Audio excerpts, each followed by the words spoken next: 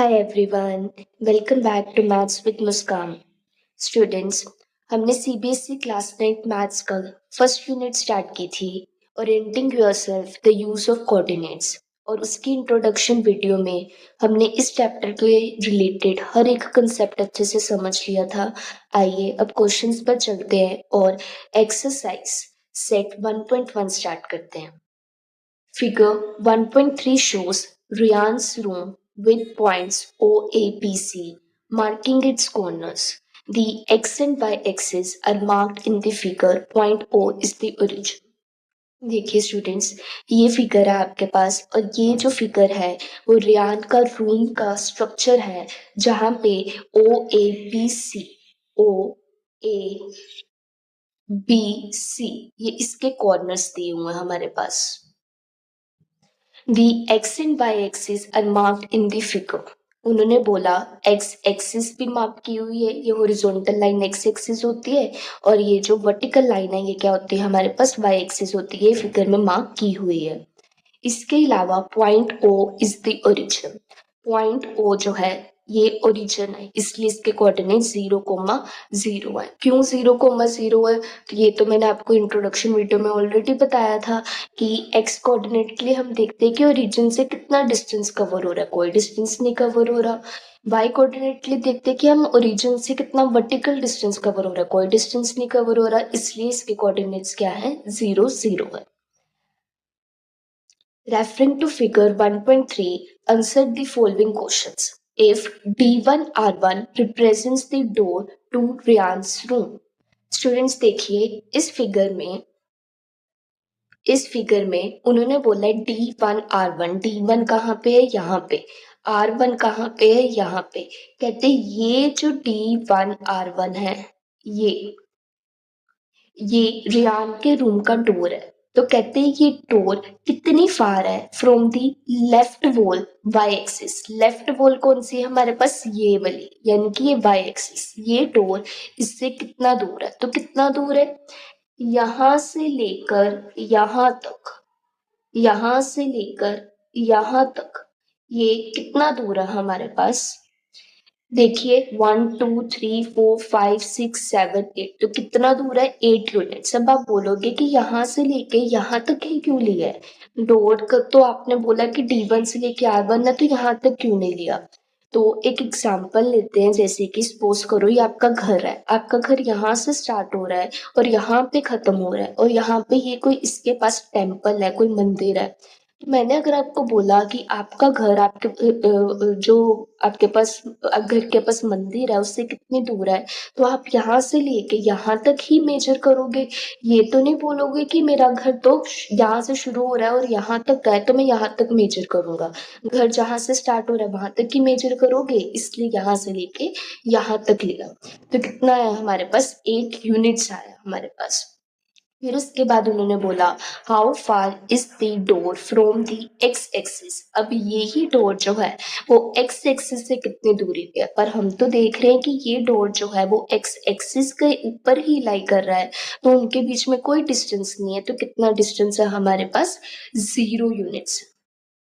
इसके बाद उन्होंने हमारे से पूछा है कि what are the coordinates of D1। D1 के क्या कोऑर्डिनेट्स है, मतलब इसके कोऑर्डिनेट्स हमने फाइंड करने हैं। D1 के कोऑर्डिनेट्स क्या है हमारे पास, तो मैंने आपको बोला था कि कोई भी पॉइंट जो है वो एक्स वाई के फॉर्म में लिखा जाता है। तो पहले इसका एक्स कोऑर्डिनेट यानी कि अब सिस्सा देखते हैं, तो कितना है वो 8 है, तो इसको हमने 8 लिख लिया। और y कोऑर्डिनेट यानी कि ऑर्डिनेट अगर हम देखें तो मैंने आपको बताया था कि अगर कोई भी पॉइंट किसी एक्सिस के ऊपर लाई कर रहा है, जैसे यहाँ पे x एक्सिस के ऊपर लाई कर रहा है तो y कोऑर्डिनेट 0 होगा। अगर वो पॉइंट y एक्सिस के ऊपर लाई कर रहा होता है तो x कोऑर्डिनेट 0 होता है, इसलिए यहाँ पे क्या होगा, y कोऑर्डिनेट 0 होगा।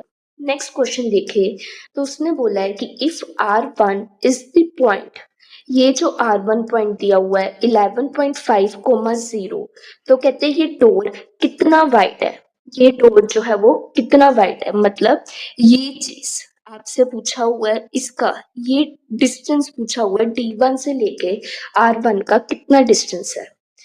तो हमने देखा कि D1 का जो है कोऑर्डिनेट्स क्या है 8,0, R1 के कोऑर्डिनेट्स क्या है 11.5,0। तो अगर हमने इन दोनों के बीच में डिस्टेंस निकालना है तो कैसे करेंगे?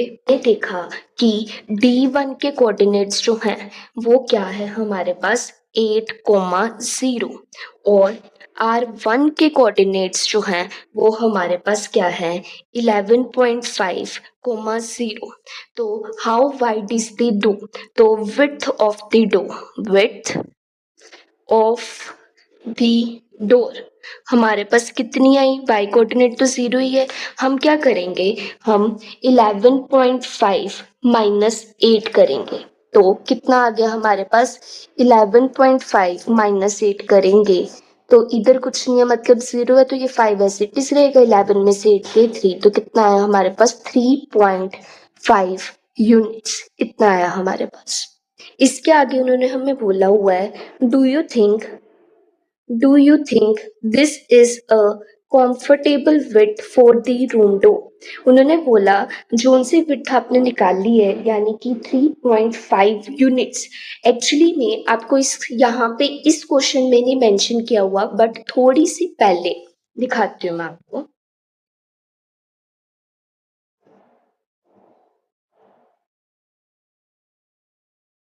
यहाँ पे ये जो है ये पूरा रियान का रूम का स्केच है। ये पूरा रियान का रूम का स्केच है और ये बाकी भी चीजें हैं यहाँ पे। और यहाँ पे सारा कुछ फीट में दिया हुआ है तो जो भी हम यूनिट्स वगैरह लिख रहे हैं एक्चुअली वो सारा फीट में है।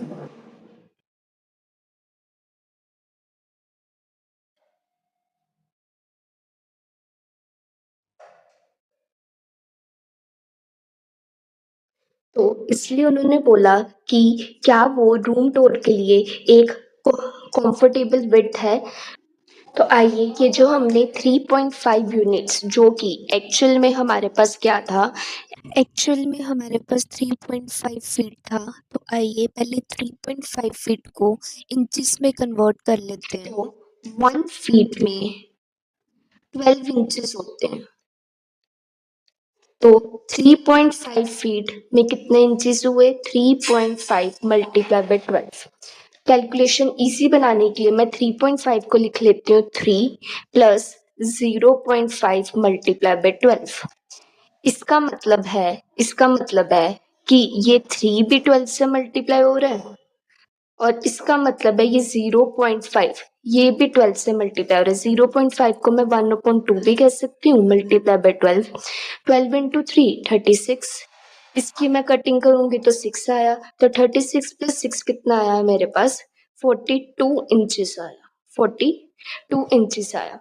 और जो हमारे पास एक स्टैंडर्ड रेजिडेंशियल डोर होता है, जो हमारे पास एक स्टैंडर्ड रेजिडेंशियल डोर होता है, उसकी जो विड्थ है वो 30 टू 36 इंचेस के बीच में होती है। और ये तो जो हमारे पास आया उससे ज्यादा ही है तो ये बिल्कुल कंफर्टेबल होगा। तो हम क्या लिख देंगे? हम लिख देंगे कि therefore this is the comfortable width for the room too. आइए आगे देखते हैं। इसके बाद उन्होंने पूछा है if a person in a wheel chair wants to enter the room, will he or she be able to do so easily? जो हमारे पास व्हीलचेयर होती है ना उसकी एटलीस्ट विड्थ जो है वो 32 इंचेस होती है। 32 इंचेस होती है। और जो हमारे पास डोर था वो तो 42 इंचेस का था। तो इसलिए जो व्हीलचेयर पर पर्सन होगा वो आराम से रूम में एंटर कर पाएगा। तो हम लिखेंगे the minimum width of a wheelchair is 32 inches and the width of the door is 42 inches. So a person in a wheelchair can easily enter the room. Next question पर चलते हैं। Next है part हमारे पास if B1 is equal to 0 1.5 and B2 is equal to 0 4। पहले हम देखते हैं B1 और B2 कहाँ पे है। तो ये देखिए ये हमारे पास B1 है और ये क्या है हमारे पास? क्या पॉइंट दिया हुआ है हमारे पास 0, 1.5 एंड 0, 4। एक्स वाई एक्सिस के ऊपर लाई कर रहा है, इसलिए एक्स कोऑर्डिनेट जो है वो 0 दिए हुए हैं। तो उन्होंने हमें क्या बोला है, उन्होंने हमें बोला है represents the ends of the bathroom door, मतलब ये बाथरूम डोर के एंड्स दिए हुए हैं। तो कहते हैं इस द बाथरूम डोर नैरोअर और wider than the room door. क्या जो बाथरूम डोर है वो जो रियान का रूम डोर है उससे नैरोअर है या वाइडर है? तो आइए देखते हैं।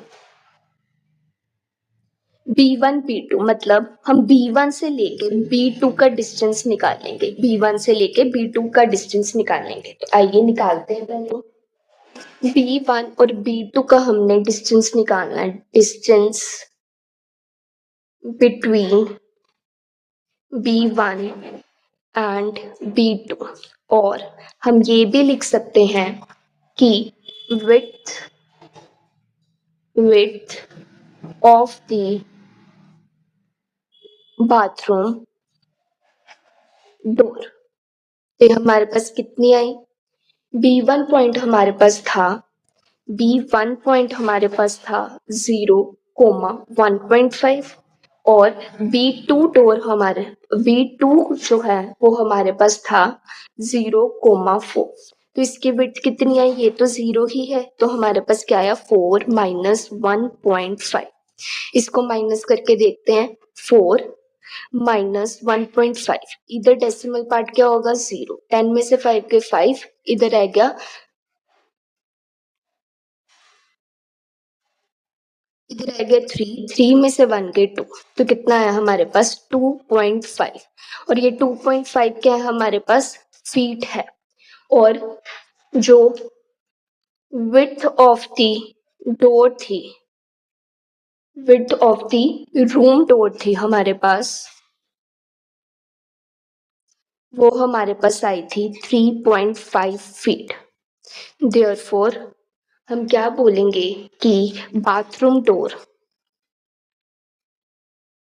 इज narrower,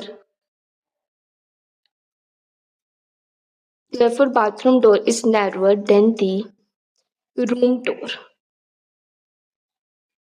और हम ब्रैकेट में बता सकते हैं because 2.5 feet is less than 3.5 feet. तो इसके साथ हमारे first set of questions complete होते हैं। नेक्स्ट एक्सरसाइज सेट 1.2 हम नेक्स्ट पार्ट में करेंगे। अगर आपको ये वीडियो पसंद आई हो और आपको हर एक क्वेश्चन समझ आया हो तो please like and subscribe. Thank you.